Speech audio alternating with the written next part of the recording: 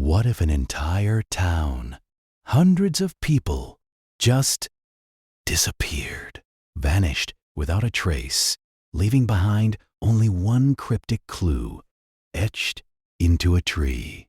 Today, we're diving deep into the chilling story of the lost colony of Roanoke, a mystery that has baffled historians for centuries and continues to haunt the imagination.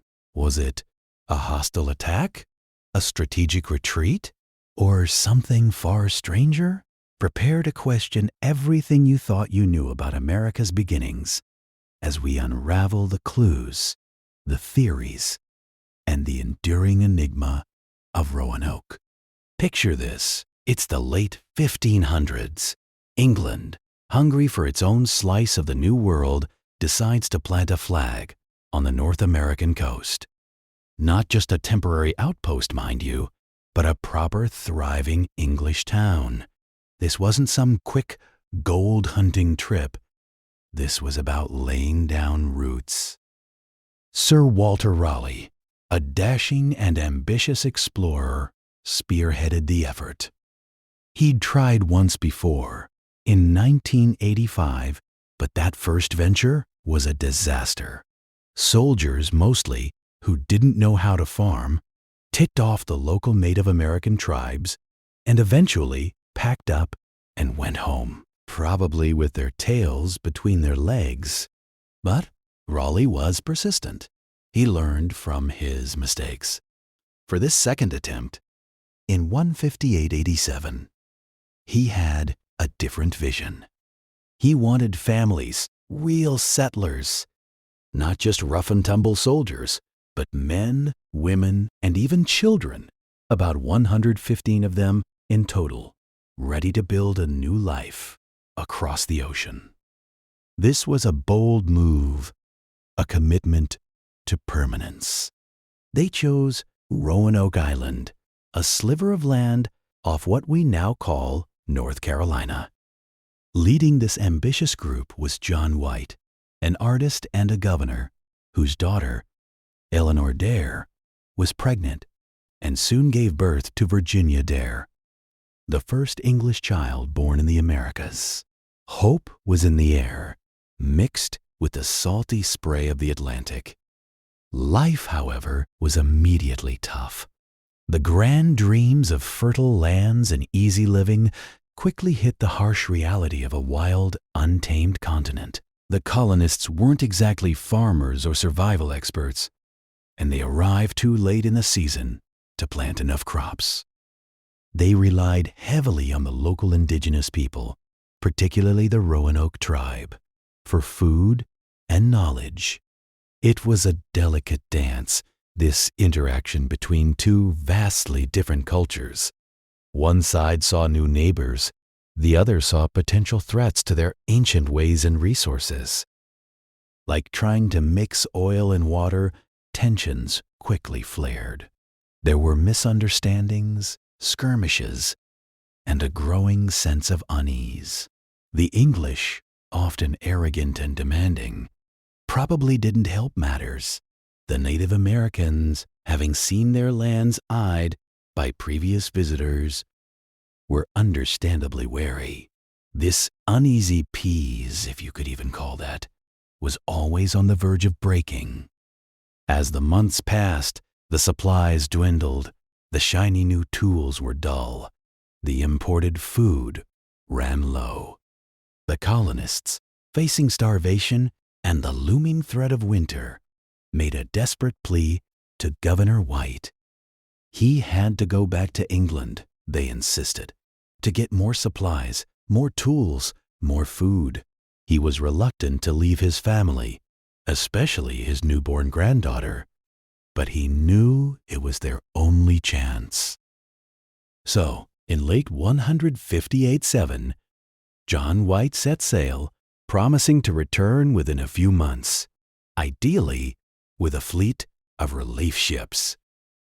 His heart must have been heavy as he watched the distant shores of Roanoke disappear, unaware that he was seeing his family and the colony for the very last time. But fate, as it often does, had other plans. When White arrived back in England, he found his homeland gripped by a terrifying crisis. Spain, England's powerful rival, was assembling its colossal armada, preparing for an invasion that threatened to crush England and its Protestant queen, Elizabeth I. Every ship, every sailor, every ounce of resources was needed for the war effort. King Philip II of Spain wanted to teach England a lesson, and suddenly, a small colony on a distant island became a trivial concern compared to the survival of an entire nation. John White, despite his desperate pleas, was told he couldn't have ships or men. He was stuck. Those few months stretched into 1 year, then 2, then 3 agonizing years. Imagine the torment, the sleepless nights for John White. His family, his entire colony, slowly starving, or worse, waiting on a remote island while he was powerless, watching a global superpower showdown unfold. The Anglo-Spanish War raged, and the Atlantic Ocean became a perilous gauntlet for any ship.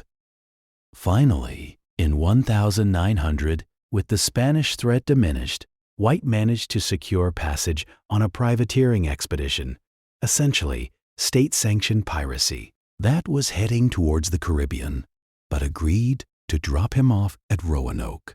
As White's ship approached Roanoke Island in August of 1590, the air was thick with a mixture of anticipation and dread. He was finally here after 3 long years. What would he find? A thriving settlement? Or just graves? The sailors blew trumpets and fired muskets, hoping for a response, a sign of life. Silence. An eerie, profound silence. As they disembarked and pushed through the overgrown vegetation, the scene that greeted them was chilling. The fort that had once stood proud was dismantled. The houses, still standing, looked like ghost shells. There was no sign of struggle, no battle, no blood. It was as if everyone had simply packed up and left, or perhaps dissolved into thin air. The colonists were gone. All 115 of them vanished. White searched desperately for any clue, any sign. He found chests that had been buried, looted, and scattered, but nothing to explain the disappearance of the people themselves. Then, in the deepening shadows, he saw it, carved into a wooden post that had once been part of the palisade surrounding the settlement, was a single word, stark and unsettling: Croatoan. His heart must have leaped. This was it. This was the answer. He remembered a conversation he'd had with the colonists before he left. They had agreed that if they were forced to leave the island, they would carve the name of their new location into a tree or post. And, critically, if they were in distress or under attack, they would carve a Maltese cross above the name. White searched frantically, his eyes darting across every surface. No cross, just Croatoan. And then, nearby, carved into a tree trunk, were the letters C-R-O. It seemed they had begun to carve the full word, but had run out of time, or perhaps simply stopped. These two carvings, Croatoan-C-R-O, were the only clues left behind by an entire vanished colony. For centuries, they would fuel endless speculation, becoming the very heart of America's first great mystery. So, what happened? The leading theory, the one most historians lean towards, starts with that cryptic word, Quoto, A-N. Croatoan Island, now known as Hatteras Island, was just south of Roanoke. It was home to a friendly Native American tribe also called the Croatoan.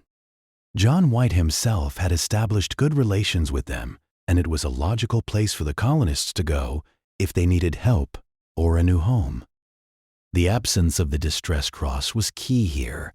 It suggested they weren't under attack, that their move was planned, perhaps even voluntary, a desperate gamble for survival. Imagine this. After White left, supplies ran out completely.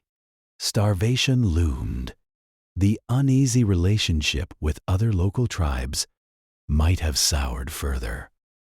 The Croatoan people offered refuge, a place where the English could live and survive, perhaps integrating into their society.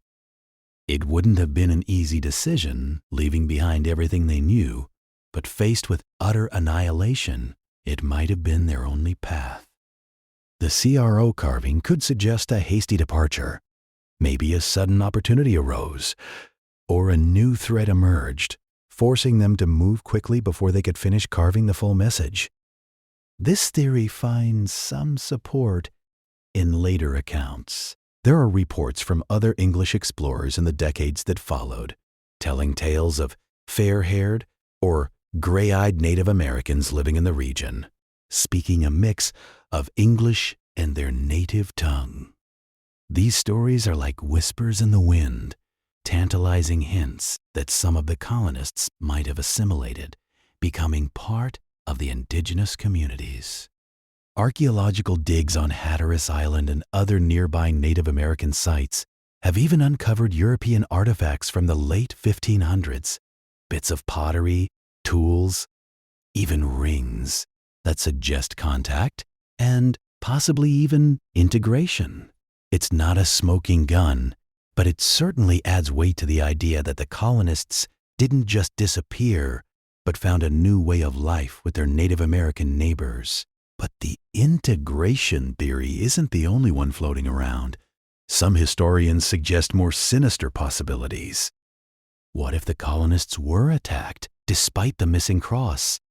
Maybe the Native Americans who attacked them were too swift, too overwhelming, leaving no time to carve the cross. The uneasy relationship with certain tribes, particularly the Powhatan Confederacy, was well documented. Chief Powhatan, the powerful father of Pocahontas, was known to be wary of English expansion. There are historical accounts, though somewhat murky and difficult to confirm, of Powhatan boasting about wiping out a group of English settlers. Could this have been Roanoke?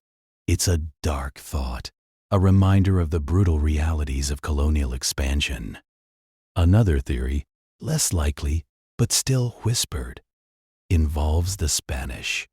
England and Spain were bitter enemies. Could a Spanish reconnaissance mission or raiding party have stumbled upon Roanoke, wiped out the English, and then vanished, leaving no trace to avoid international incident? While the Spanish were certainly in the region and hostile to English settlements, there's never been any definitive Spanish record or report of such an attack. They were usually quite meticulous about documenting their military victories. Then there are the internal factors, the silent killers that plagued so many early settlements. Disease, for example. A nasty outbreak of dysentery, smallpox, or some other illness could have decimated the colony. Starvation, a constant threat, could have led to a slow, agonizing end for many. Or perhaps, like many isolated groups, internal conflicts tore the community apart. Arguments over resources, leadership, or sheer desperation could have fractured the colony, leading smaller groups to venture off in different directions, never to be heard from again. Think about being stuck on a tiny island, thousands of miles from home, with dwindling resources and no hope of rescue. It's easy to imagine how quickly things could unravel. Ultimately, the lost colony of Roanoke remains exactly that, lost. We have clues, theories, archaeological fragments, and historical whispers, but no definitive answer, It's like a giant puzzle with too many missing pieces. The lack of a clear, satisfying conclusion is precisely what makes the story so captivating, so enduring. It's a powerful reminder of the incredible fragility of those early colonial ventures, how easily a dream could turn into a nightmare, and how quickly people could be swallowed by the vast, untamed wilderness. It's a story that lives on, not just in history books, but in our collective imagination, a chilling testament to the power of the unknown. The ghosts of Roanoke continue to whisper across the centuries, daring us to solve their mystery. If you're as fascinated by unsolved mysteries as we are, hit that subscribe button and check out our next deep dive.